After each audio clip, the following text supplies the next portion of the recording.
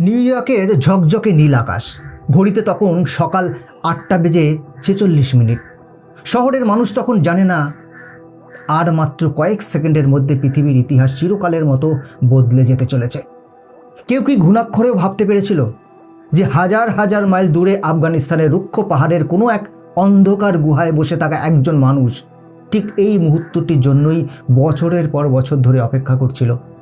কিন্তু প্রশ্ন হলো, ওসামা বিন লাদেন নামের এই লোকটি আসলে কে? কি তার ব্যাকগ্রাউন্ড? সৌদি আরবের এক বিলিয়নার বাবার সন্তান হয়েও কেন সে এই রাস্তা বেছে নিয়েছিল, এই ধ্বংসের পথ? কিভাবে আমেরিকার মতো সুপার পাওয়ারের নাকের ডগা দিয়ে সে এমন নিখুঁত এবং ভয়ানক এক পরিকল্পনা সাজিয়েছিল? কারা ছিল সেই মাস্টার প্ল্যানের পেছনের আসল কারিগর? আর সবচেয়ে বড় যে প্রশ্নটি আজও পৃথিবীকে ভাবায়, লাদেন কি আমেরিকারই তৈরি করা কোনো ফ্রাঙ্কেনস্টাইন?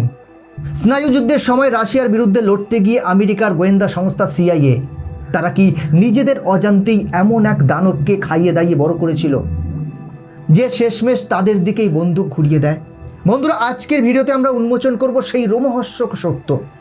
জানবো কিভাবে লাদেন তার এই ভয়ানক নেটওয়ার্ক তৈরি করেছিল, কারা তাকে সাহায্য করেছিল, এবং 9/11 হামলার পর কিভাবে সে পৃথিবীর সবচেয়ে শক্তিশালী সেনাবাহিনীর চোখে ধুলো দিয়ে তোরা বোরার দুর্গম পাহাড় ডিঙিয়ে অন্ধকারে মিলিয়ে গিয়েছিল। বন্ধুরা, এই সমস্ত বিষয়টা জানতে পারবেন আজকের এই ভিডিও থেকে, তাই সাথে থাকুন, ডিটেলে আলোচনা করব। তবে এগিয়ে যাওয়ার আগে ভিডিওটি লাইক করুন এবং চ্যানেলটিকে সাবস্ক্রাইব করুন, কারণ এটি আপনার জন্য মাত্র 1 সেকেন্ডের কাজ, কিন্তু এতে আমাদের অনেকটা হেল্প হয়, তাই সাথে থাকুন। নমস্কার, আমি গৌতম আছি আপনাদের সাথে, আর আপনি দেখছেন পঞ্চনামা উইথ ফ্যাক্ট। তাহলে চলুন দেরি না করে ভিডিওটি শুরু করা যাক। এই গল্পের শুরুটা কোনো অভাব বা দারিদ্র্য দিয়ে হয়নি, বরং শুরুটা হয়েছিল আরব্য রজনীর গল্পের মতো এক অঢেল ঐশ্বর্যের মাঝে। ওসামা বিন লাদেনের জন্ম সৌদি আরবের রিয়াদে।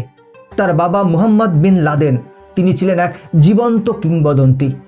ইয়েমেনের এক দরিদ্র পরিবার থেকে আসা এক চোখ কানা এই মানুষটি নিজের ভাগ্য নিজেই লিখেছিলেন।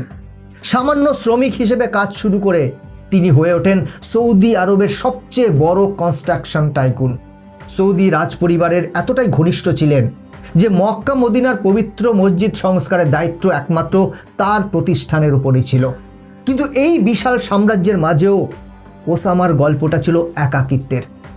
মুহাম্মদ বিন লাদেনের মোট 22 জন স্ত্রী ছিলেন এবং 54 জন সন্তান ছিল। ওসামা ছিলেন তাদের মধ্যে 17তম। কিন্তু এখানে একটা বড় ট্র্যাজেডি ছিল। ওসামার মা হামিদা আল আত্তাস, তিনি ছিলেন সিরিয়ান নাগরিক এবং আধুনিক মানসিকতার নারী। তিনি ছিলেন ওসামার বাবার 10ম বা একাদশ স্ত্রী। পরিবারের অন্য স্ত্রীরা হামিদাকে খুব একটা পছন্দ করতেন না, তাকে কিছুটা বিদেশি বা আউটসাইডার হিসেবে দেখা হতো। ওসামার জন্মের কিছুদিন পরেই তার বাবার সাথে তার মায়ের বিচ্ছেদ হয়ে যায়। তিনি অন্য এক ব্যক্তিকে বিয়ে করেন। ফলে 54 জন ভাই বোনের বিশাল ভিড়ে ওসামা ছিলেন তার মায়ের একমাত্র সন্তান, যিনি বাবার ভালোবাসা খুব একটা কাছ থেকে পাননি। তাকে পরিবারের ভেতরে আড়ালে ডাকা হতো the sun of the slave, যা তাকে ছোটবেলা থেকেই মানসিকভাবে জেদি করে তুলেছিল। মাত্র 10 বছর বয়সে ওসামার জীবনে আসে এক বড় ধাক্কা। 1967 সালে তার বাবা, যাকে তিনি দূর থেকে আইডল মনে করতেন, এক বিমান দুর্ঘটনায় মারা যান। বাবার মৃত্যুর পর ওসামা উত্তরাধিকার সূত্রে পেলেন কোটি কোটি ডলার। তার অন্য ভাইরা যখন ইউরোপ আমেরিকায় গিয়ে পার্টি, দামি গাড়ি আর পশ্চিমা জীবনযাপনে মত্ত, ওসামা তখন বেছে নিলেন সম্পূর্ণ উল্টো পথ। তিনি নিজেকে গুটিয়ে নিলেন ধর্মের আবরণে। জেদ্দার আল থানগির মডেল স্কুল এবং পরে কিং আব্দুল আজিজ ইউনিভার্সিটিতে পড়ার সময় তিনি ইঞ্জিনিয়ারিংয়ের পাশাপাশি ধর্মতত্ত্বে গভীরভাবে আকৃষ্ট হন। লাজুক, শান্ত স্বভাবের এবং হলিউড মুভি দেখতে পছন্দ করা ছেলেটি ধীরে ধীরে হয়ে ওঠে এক কট্টরপন্থী যুবক। 1979 সাল যখন এলো, ওসামা তখন আর শুধু একজন ধনী বাবার বিগড়ে যাওয়া সন্তান নন, তিনি তখন নিজের পরিচয় খুঁজছেন। ঠিক সেই সময়ে সোভিয়েত ইউনিয়ন বা রাশিয়া আফগানিস্তান আক্রমণ করে। ইসলামের ওপর এই আঘাত ওসামা মেনে নিতে পারেননি। তিনি তার আরামের জীবন, পরিবারের ব্যবসা সব তুচ্ছ করে ছুটে যান আফগানিস্তানের সীমান্তে। তখন তার উদ্দেশ্য ছিল একটাই, আফগান মুজাহিদিনদের সাহায্য করা। বন্ধুরা, এখানেই গল্পের মন নেয় ইতিহাসের এক অন্ধকার এবং অদ্ভুত দিকে, যা আজ পর্যন্ত আমেরিকার পররাষ্ট্র নীতির সবচেয়ে বড় বুমেরাং বা ট্র্যাজেডি হিসেবে গণ্য হয়।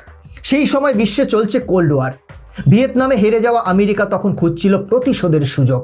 1979 সালে যখন সোভিয়েত ইউনিয়ন আফগানিস্তানে ঢুকলো, আমেরিকার national security advisor Zbigniew Brzezinski president Jimmy কার্টারকে বলেন, এটাই সুযোগ সোভিয়েতদের তাদের নিজেদের ভিয়েতনাম উপহার দেওয়ার। শুরু হলো সিআইএর ইতিহাসের সবচেয়ে দীর্ঘ এবং ব্যয়বহুল গোপন মিশন অপারেশন সাইক্লোন। এতে আমেরিকা সরাসরি রাশিয়ার সাথে যুদ্ধে নামল না, বরং বেছে নিল প্রক্সি ওয়ার বা ছায়াযুদ্ধের পথ। এই পরিকল্পনায় আমেরিকার প্রধান সহযোগী হয়ে উঠল পাকিস্তান এবং তাদের গোয়েন্দা সংস্থা আইএসআই। সিআইএ প্রতি বছর শত শত বিলিয়ন ডলার এবং আধুনিক সব মারণাস্ত্র আইএসআই এর মাধ্যমে মুজাহিদিনদের হাতে পৌঁছে দিতে লাগলো। সবচেয়ে গেম চেঞ্জিং মুহূর্ত ছিল 1986 সাল। তখন আমেরিকা মুজাহিদিনদের হাতে তুলে দিল FIM-92 সিঙ্গার মিসাইল। কাঁধে রেখে ফায়ার করা এই মিসাইলগুলো সোভিয়েতদের MI-24 হেলিকপ্টারগুলোকে পাখির মতো ভূপাতিত করতে শুরু করলো। আর এই যুদ্ধের ময়দানেই ওসামা বিন লাদেন হয়ে ওঠেন এক অপরিহার্য চরিত্র। লাদেন তখন পেশোয়ারে বসে তার মেন্টর আব্দুল আজমের সাথে মিলে গড়ে তুললেন মাকতাব আল খিদমত নামে একটি সংগঠন। এটি ছিল আল কায়দার পূর্বসূরি সংগঠন। তবে লাদেনের ভূমিকা শুধু যোদ্ধা সংগ্রহের মধ্যে সীমাবদ্ধ ছিল না। তিনি তার বাবার কোম্পানির বিশাল সব বুলডোজার এবং এক্সকাভেটর আফগানিস্তানের দুর্গম পাহাড়ে নিয়ে আসেন। সিআইএ এবং আইএসআই এর পরোক্ষ মদতে লাদেন পাহাড় কেটে তৈরি করেন বিশাল সব সুড়ঙ্গ, বাংকার এবং অস্ত্র রাখার গুদাম। ভাগ্যের কি নির্মম পরিহাস দেখুন। লাদেন তখন যে তোরাবোরার কমপ্লেক্স বা গুহাগুলো মুজাহিদ্দিনদের সুরক্ষার জন্য তৈরি করেছিলেন, ঠিক 10 বছর পর সেই গুহাগুলোই তাকে আমেরিকান বোমার হাত থেকে বাঁচিয়েছিল। সিআইএ তখন লাদেন এবং আরব যোদ্ধাদের দেখত ফ্রিডম ফাইটার হিসেবে। আমেরিকা তখন জানতো না যে তারা আসলে এক বিষধর সাপকে দুধ কলা দিয়ে পুষছে। তারা মুজাহিদিনদের শেখাচ্ছিল কিভাবে কার বোমা বানাতে হয়, কিভাবে গুপ্ত হত্যা চালাতে হয় এবং কিভাবে সুপার পাওয়ারের বিরুদ্ধে গেরিলা যুদ্ধ করতে হয়। লাদেন খুব মনোযোগ দিয়ে সেই পাঠগুলো নিচ্ছিলেন। আমেরিকা ভাবছিল এই অস্ত্রগুলো শুধু রাশিয়ার দিকেই তাক করা থাকবে, কিন্তু তারা বুঝতে পারেনি যে বন্দুকের নল একদিন 180 ডিগ্রি ঘুরে খোদ তাদের দিকেই তাক করা হবে। 1989 সালে সোভিয়েত ইউনিয়ন আফগানিস্তান ছেড়ে চলে যাবার পর ওসামা যখন সৌদি আরবে ফিরে আসেন, তখন তিনি এক জীবন্ত কিংবদন্তি। তাকে মুজাহিদিন হিরো হিসেবে বরণ করে নেওয়া হয়। রাজ পরিবার তাকে ভিআইপি মর্যাদা দেয়। কিন্তু এই হিরোর পতন বা পরিবর্তনের শুরুটা হয় 1990 সালে। ইরাকের একনায়ক সাদ্দাম হোসেন যখন কুয়েত দখল করে নিলেন এবং তার বিশাল সেনাবাহিনী নিয়ে সৌদি সীমান্তের দিকে চোখ রাঙাতে থাকলেন, তখন সৌদি রাজপরিবার ভীষণ ভয় পেয়ে গেলেন। ঠিক এই সময়ে ওসামা বিন লাদেন সৌদি প্রতিরক্ষা প্রিন্স সুলতানের সাথে দেখা করেন। তিনি সাথে নিয়ে গিয়েছিলেন আফগানিস্তানের কিছু ম্যাপ এবং যুদ্ধের ব্লুপ্রিন্ট। লাদেন প্রিন্স সুলতানকে এক অদ্ভুত এবং অবিশ্বাস্য প্রস্তাব দেন। তিনি বলেন, মক্কা ও মদিনার সুরক্ষার জন্য কোনো ভিনদেশি বা আমেরিকান সৈন্যের প্রয়োজন নেই। আমার কাছে হাজার হাজার অভিজ্ঞ মুজাহিদিন আছে যারা সোভিয়েত ইউনিয়নকে হারিয়েছে। আমি আমার বাহিনী নিয়ে সাদ্দামকে ধুলোয় মিশিয়ে দেব। লাদেন বিশ্বাস করতেন পবিত্র ভূমিতে অমুসলিম বা কাফের সৈন্যদের পা পড়া মানেই ইসলামের চরম অবমাননা। কিন্তু সৌদি রাজপরিবার লাদেনের এই প্রস্তাবকে হাস্যকর মনে করে উড়িয়ে দেয়। তারা লাদেনের মুজাহিদিনের বদলে আমেরিকার সুপার পাওয়ার এবং তাদের টেকনোলজির উপর ভরসা করে। এরপর যা ঘটল তা লাদেনের জন্য ছিল চরম অপমানের। তিনি দেখলেন যেই আমেরিকার বিরুদ্ধে তিনি মনে মনে ঘৃণা পোষণ করেন, সেই আমেরিকার 5 লক্ষ সৈন্য সৌদি আরবের মাটিতে ঘাঁটি গেড়েছে। মক্কা ও মদিনার পবিত্র মাটির উপর আমেরিকান নারীদের গাড়ি চালানো, সৈন্যদের মদ্যপান এবং তাদের সংস্কৃতি সবকিছু লাদেনের বুকে তীরের মতো বিঁধল। তিনি প্রকাশ্যে, মসজিদে এবং বিভিন্ন সভায় সৌদি বাদশাহ এবং আমেরিকার বিরুদ্ধে জ্বালাময়ী ভাষণ দেওয়া শুরু করলেন। অবস্থা নিয়ন্ত্রণের বাইরে চলে যাচ্ছে দেখে 1991 সালে সৌদি সরকার লাদেনকে গৃহবন্দী করে এবং পরে দেশ ত্যাগে বাধ্য করে। তিনি চলে যান সুদানে। সেখানে কিছুদিন ব্যবসা এবং গোপন কার্যক্রম চালানোর পর আমেরিকার চাপে 1996 সালে তাকে সুদান থেকেও বিতাড়িত হতে হয়। সব দিক থেকে কোণঠাসা হয়ে নিঃস্ব এবং ক্ষুব্ধ লাদেন 1996 সালে একটি চার্টার্ড প্লেনে করে আবার সেই আফগানিস্তানের তোরা বোরার পাহাড়ের অন্ধকার গুহায় ফিরে আসেন। কিন্তু এবারে আসাটা হিরো হিসেবে ছিল না, ছিল একজন ফেরারি আসামি হিসেবে। গুহায় বসেই তিনি শপথ নেন যে আমেরিকা তার নাগরিকত্ব, তার পরিবার এবং তার সম্মান কেড়ে নিয়েছে, সেই আমেরিকাকে তিনি এমন শিক্ষা দেবেন যা ইতিহাস মনে রাখবে। আফগানিস্তানের তোরাবোরার পাহাড়ের গুহায় বসেই লাদেন আল কায়দাকে একটি আন্তর্জাতিক সন্ত্রাসী সংগঠনের রূপ দেন ঠিকই, কিন্তু আমেরিকার বুকে এত বড় এবং অভিনব হামলা চালানোর পরিকল্পনাটি লাদেনের একার মগজ থেকে আসেনি। এই মাস্টার প্ল্যানের আসল আর্কিটেক্ট ছিলেন খালিদ শেখ মোহাম্মদ। কুয়েতে জন্ম নেওয়া এবং আমেরিকায় পড়াশোনা করা এই মেকানিক্যাল ইঞ্জিনিয়ার 1996 সালেই লাদেনের কাছে এই আইডিয়া নিয়ে এসেছিলেন।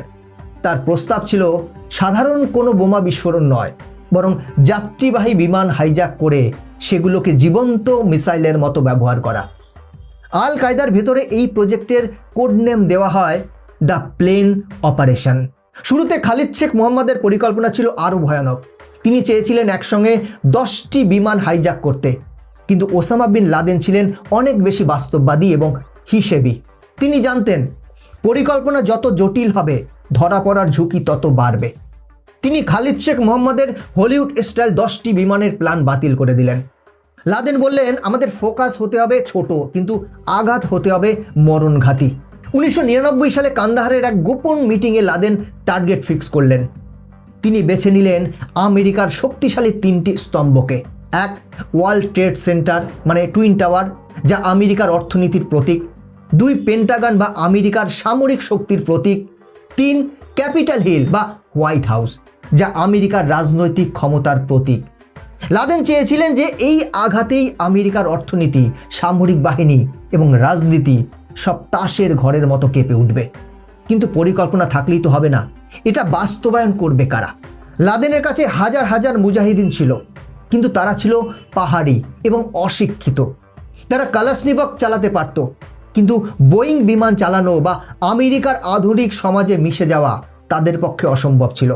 লাদেন জানতেন দাড়িওয়ালা বা পাগড়ি পরা কেউ এয়ারপোর্টে গেলে শুরুতেই ধরা পড়ে যাবে। তার দরকার ছিল এমন কিছু শহীদ যারা দেখতে আধুনিক, ইংরেজিতে দক্ষ এবং টেকনিক্যালি ব্রিলিয়ান্ট। ঠিক যেন শয়তানের ইশারায় সেই সময়ে জার্মানি থেকে 4 জন উচ্চশিক্ষিত আরব যুবক আফগানিস্তানে ট্রেনিং নিতে আসে। এদের মধ্যে ছিলেন মোহাম্মদ আত্তা। লাদেন যখন আত্মার চোখে আমেরিকার প্রতি তীব্র ঘৃণা এবং তার বুদ্ধিমত্তা দেখেন, তিনি বুঝলেন তিনি তার ফিল্ড কমান্ডার পেয়ে গেছেন। লাদেন তাদের বললেন, তোমাদের চেচনিয়ায় গিয়ে মরতে হবে না, তোমাদের জন্য আমার কাছে আরও পবিত্র এবং বড় দায়িত্ব আছে। লাদেন মোহাম্মদ আত্তাকে এই পুরো অপারেশনের দলনেতা ঘোষণা করলেন। ট্রেনিং শেষ করে 2000 সালের মাঝামাঝি সময়ে তারা আমেরিকায় প্রবেশ করতে শুরু করেন। শুরু হয় ইতিহাসের অন্যতম ছদ্মবেশী অপারেশন বা স্লিপার সেল। মোহাম্মদ আত্তা এবং তার সঙ্গীরা ফ্লোরিডার ভেনিস শহরের ফ্লাইং স্কুলে ভর্তি হয়, আর সেখানে হাজার হাজার ডলার ক্যাশ পেমেন্ট করে বিমান চালানো শিখতে শুরু করেন। তাদের ইনস্ট্রাক্টররা পরে জানিয়েছিলেন এই ছাত্ররা ছিল অদ্ভুত। তারা টেক অফ এবং মাঝ আকাশে বিমান ঘোরানো এগুলো শেখার প্রতি খুব আগ্রহী ছিলেন, কিন্তু ল্যান্ডিং বা অবতরণ শেখার প্রতি তাদের কোনো মনোযোগ ছিল না।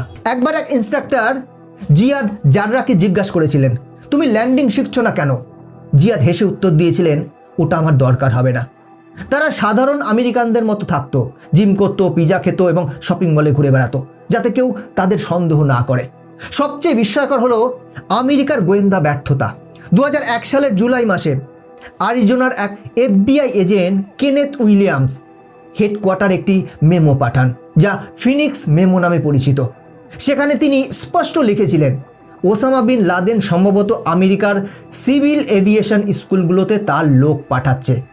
কিন্তু FBI এর উচ্চপদস্থ কর্মকর্তারা এই রিপোর্টটি পাত্তাই দেননি। এরপর লাদেনের 19 জন হাইজ্যাকার যখন বোস্টন, নিউ ইয়র্ক এবং ওয়াশিংটনের এয়ারপোর্টের সিকিউরিটি চেক পার হচ্ছিল, তখন তাদের পকেটে ছিল বক্স কাটার নাইফ, যা তখন বিমানে নেওয়া নিষিদ্ধ ছিল না। সিস্টেমের এই ছোট ছোট ফাঁকগুলোই শেষ পর্যন্ত লাদেনের মাস্টার প্ল্যানকে সফল হতে সাহায্য করেছিল। 11 সেপ্টেম্বর 2001 মঙ্গলবার নিউ ইয়র্কের আকাশ ছিল ঝকঝকে নীল। মানুষ প্রতিদিনের মতো অফিসে যাচ্ছে, সকাল 7:59 বোস্টন থেকে লস অ্যাঞ্জেলেসগামী আমেরিকান এয়ারলাইন্সের ফ্লাইট 11 টেক অফ করে। তার ঠিক 15 মিনিট পরেই মোহাম্মদ আত্তা এবং তার সঙ্গীরা ককপিট দখল করে নেয়। এয়ার ট্রাফিক কন্ট্রোলার হঠাৎ শুনতে পান আত্মার গলা, we have some plans, just stay quiet and you will be safe. সকাল 8:46 নিউ ইয়র্ক শহরে ব্যস্ততা তখন তুঙ্গে। হঠাৎ বিকট শব্দে কেঁপে উঠল ম্যানহাটন। ফ্লাইট 11 ঘন্টায় 466 মাইল গতিতে সোজা আছড়ে পড়ল ওয়ার্ল্ড ট্রেড সেন্টারের নর্থ টাওয়ারের 93 থেকে 99 তলার মাঝখানে। মুহূর্তের মধ্যে হাজার হাজার গ্যালন জেট ফুয়েল বিস্ফোরিত হলো। সকাল 9:03 সারা বিশ্বের ক্যামেরা তখন জ্বলন্ত নর্থ টাওয়ারের দিকে তাক করা। লাইভ টিভিতে কোটি কোটি মানুষ দেখল ইউনাইটেড এয়ারলাইন্সের ফ্লাইট 175 এক বিশাল দানবের মতো বাঁক নিয়ে সাউথ টাওয়ারের পেটে ঢুকে গেল। এটি কোনো দুর্ঘটনা ছিল না, এটি ছিল এক সুপরিকল্পিত হামলা। সেই মুহূর্তে আমেরিকার প্রেসিডেন্ট জর্জ ডব্লিউ বুশ ফ্লোরিডার একটি স্কুলে বাচ্চাদের গল্পের বই পড়ে শোনাচ্ছিলেন। তার কানে ফিসফিস করে খবর দেওয়া হলো, আমেরিকা ইজ আন্ডার অ্যাটাক। বুশের মুখে সেই ফ্যাকাশে হয়ে যাওয়া অভিব্যক্তি বলে দিচ্ছিল সুপার পাওয়ার আমেরিকা আজ কতটা অসহায়। কিন্তু হামলা তখনও শেষ হয়নি। সকাল 9:37 তৃতীয় বিমানটি আছড়ে পড়ল পেন্টাগনে। আর চতুর্থ বিমান ফ্লাইট 93 এর যাত্রীরা তখন ফোনে জানতে পারল নিউ ইয়র্কে কি ঘটছে। তারা মৃত্যুর মুখে দাঁড়িয়েও লড়াই করার সিদ্ধান্ত নেয়। টড বিমান নামে এক যাত্রী সঙ্গীদের ডাক দেন, are you guys ready, let's roll. যাত্রীরা ককপিটের দরজা ভেঙে হাইজ্যাকারদের উপর ঝাঁপিয়ে পড়ে। তাদের সাহসিকতায় বিমানটি ওয়াশিংটনে পৌঁছতে পারেনি, আছড়ে পড়ে পেনসিলভেনিয়ার এক খালি মাঠে। সকাল 9:59 এবং 10:28 এই দুটি সময় টুইন টাওয়ার তাসের ঘরের মতো ধসে পড়ে। মাত্র 102 মিনিটের মধ্যে প্রায় 3000 নিরীহ মানুষ প্রাণ হারায়। লাদেনের উদ্দেশ্য সফল হয়েছিল। তিনি শুধু ইট পাথরের বিল্ডিং ভাঙেননি, তিনি আমেরিকার অজেয় হওয়ার অহংকার ভেঙে চুরমার করে দিয়েছিল। হামলার পর তৎকালীন মার্কিন প্রেসিডেন্ট জর্জ ডব্লিউ বুশ যখন ক্ষিপ্ত হয়ে ওয়ার অন টেরর ঘোষণা করলেন, তখন লাদেনের গন্তব্য একটাই, তোরা বোরা। ডিসেম্বর 2001 সিআইএ নিশ্চিত খবর পায় যে লাদেন ওখানেই লুকিয়ে আছে। শুরু হয় ইতিহাসের অন্যতম ভয়াবহ বিমান হামলা। আমেরিকা সেখানে ব্যবহার করে 15,000 পাউন্ডের ডেইজি কার্টার বোমা, যা পাহাড়ের পাথর পর্যন্ত গলিয়ে দিচ্ছিল। বিস্ফোরণের আওয়াজে মাইলের পর মাইল মাটি কাঁপছিল। আমেরিকানরা ভেবেছিল এই আগুনের নরক থেকে কোনো মানুষের পক্ষে জীবিত বের হওয়া অসম্ভব। কিন্তু লাদেন ছিলেন যুদ্ধের ময়দানে এক ধূর্ত শিয়াল। তিনি জানতেন আমেরিকার টেকনোলজি আছে, কিন্তু এই পাহাড়ের প্রতিটি গোপন সুড়ঙ্গ তার নখদর্পণে ছিল। যখন আমেরিকানরা পাহাড়ের সামনের দিকে আক্রমণ করছিল এবং বোমারু বিমানগুলো আকাশে চষে বেড়াচ্ছিল, তখন লাদেন খেললেন এক মনস্তাত্ত্বিক খেলা। তিনি তার নিজের গলার আওয়াজ রেডিওতে রেকর্ড করে বিভিন্ন জায়গায় বাজিয়েছিলেন, যাতে আমেরিকানরা ভাবে তিনি এখনও গুহার ভেতরেই আছেন। আর এই বিভ্রান্তির সুযোগে প্রবল তুষারপাত এবং হাড় কাঁপানো ঠান্ডার মধ্যে লাদেন তার কয়েকজন বিশ্বস্ত দেহরক্ষী নিয়ে পাহাড়ের পেছনের গোপন পথ ধরলেন। এখানেই আমেরিকা তাদের ইতিহাসের সবচেয়ে বড় ভুলটি করে। তারা পাহাড়ের পেছনের রাস্তা বন্ধ করার জন্য নিজেদের সৈন্য না পাঠিয়ে স্থানীয় আফগানদের টাকা দিয়ে দায়িত্ব দিয়েছিলেন। কিন্তু ডলারের চেয়ে অনুগত্যের দাম সেখানে বেশি ছিল। লাদেন সেই অরক্ষিত পথ দিয়ে ঘোড়ায় চড়ে পাকিস্তানের উপজাতীয় এলাকায় নিরাপদ আশ্রয় সরে যান। পৃথিবীর সবচেয়ে শক্তিশালী সামরিক বাহিনী, স্যাটেলাইট ট্র্যাকিং, ড্রোন টেকনোলজি এবং ডেল্টা ফোর্স সব কিছুকে বুড়ো আঙ্গুল দেখিয়ে ওসামা বিন লাদেন রাতের অন্ধকারে বাষ্পের মতো মিলিয়ে গেলেন। 16 ডিসেম্বর 2001 পর রেডিওতে তার গলা আর শোনা গেল না। আমেরিকা যুদ্ধ জিতল, আফগানিস্তান দখল করলো, কিন্তু তাদের আসল শিকার হাতছাড়া হয়ে গেল। তোরা বোরার সেই পাহাড় কাঁপানো শীতে লাদেন পালিয়ে গিয়েছিলেন ঠিকই, কিন্তু তিনি পেছনে ফেলে গিয়েছিলেন এক বদলে যাওয়া পৃথিবী। তার এই পলায়ন আমেরিকার অহংকারে এমন এক আঘাত ছিল যা তারা কোনোদিনও ভুলতে পারেনি। লাদেনের অন্তর্ধানের পর শুরু হলো ইতিহাসের সবচেয়ে ব্যয়বহুল এবং দীর্ঘতম ম্যানহাটন বা মানুষ শিকার। সিআইএ, নেভি সিল, MI6 সবাই হন্যে হয়ে খুঁজছিল। কিন্তু মরুভূমির বালুচর বা পাহাড়ের গুহা কোথাও তার কোনো চিহ্ন ছিল না। লাদেন কি বেঁচে আছেন নাকি তোরা বোরার বোমায় তিনি অনেক আগেই মারা গেছেন? এই প্রশ্নগুলো পরবর্তী 10 বছর ধরে পৃথিবীকে তাড়িয়ে বেরিয়েছে। তিনি জানতেন না যে তার পালানোর এই মুহূর্তটি আসলে তার মৃত্যুর কাউন্টডাউন শুরু করে দিয়েছিল। আমেরিকা থামেনি, তারা শুধু সঠিক সময়ের অপেক্ষা করছিল। লাদেনের গল্প তোরা বোরাতে শেষ হয়নি, বরং এখান থেকেই শুরু হয়েছিল এক ইঁদুর বিড়াল খেলা, যা শেষ হতে সময় লেগেছিল পুরো 1 দশক। বন্ধুরা, লাদেনের এই অন্তর্ধান এবং 10 বছর পর পাকিস্তানের আবোটাবাদে তাকে খুঁজে পাওয়ার সেই রোমহর্ষক কাহিনী আমরা তুলে ধরেছি আমাদের আগের ভিডিওতে। আপনি যদি ভিডিওটি এখনও না দেখে থাকেন তাহলে এখানে ক্লিক করে দেখে নিন, আমরা ডিসক্রিপশনে লিঙ্ক দিয়ে দেব। বন্ধুরা, ভিডিও শেষ করার আগে আপনাদের কাছে আমার 3টি প্রশ্ন রইল, যা নিয়ে জিওপলিটিক্যাল এক্সপার্টরা আজ পর্যন্ত তর্কে লিপ্ত হয়। 1. Frankenstein theory. আপনারা কি মনে করেন আমেরিকা যদি স্নায়ুযুদ্ধের সময় মুজাহিদ্দিনদের অস্ত্র এবং টাকা দিয়ে সাহায্য না করত, তাহলে কি লাদেনের মতো সন্ত্রাসীর জন্ম হতো, নাকি লাদেন যেভাবেই হোক এই পথেই আসতেন? নাম্বার 2, তোরা বোরা রহস্য। পৃথিবীর সবচেয়ে শক্তিশালী টেকনোলজি স্যাটেলাইট থাকা সত্ত্বেও লাদেন তোরা বোরা থেকে পালালেন কিভাবে? এটা কি শুধু আমেরিকার ব্যর্থতা ছিল, নাকি এর পিছনে পাকিস্তান বা আমেরিকার ভেতরের কোনো মহলের হাত ছিল? নাম্বার 3, হিরো না ভিলেন? লাদেন নিজের দেশের বিলাসিতা ছেড়ে আফগানিস্তানে যুদ্ধ করতে এসেছিলেন। তার অনুগামীদের কাছে তিনি ছিলেন ফ্রিডম ফাইটার, কিন্তু বাকি বিশ্বের কাছে তিনি গণহত্যাকারী, এক ক্রিমিনাল। ইতিহাসের পাতায় আপনি তাকে কোন চশমায় দেখেন? কিভাবে দেখেন আপনি তাকে? কমেন্ট করে জানান। বন্ধুরা, আজকের ভিডিও এখানেই শেষ করছি। এরকমই ইনফরমেটিভ ভিডিও দেখার জন্য চ্যানেলটিকে সাবস্ক্রাইব করে বেল আইকনটি প্রেস করে রাখুন। দেখা হচ্ছে পরবর্তী ভিডিওতে। ভালো থাকবেন, সাথে থাকবেন।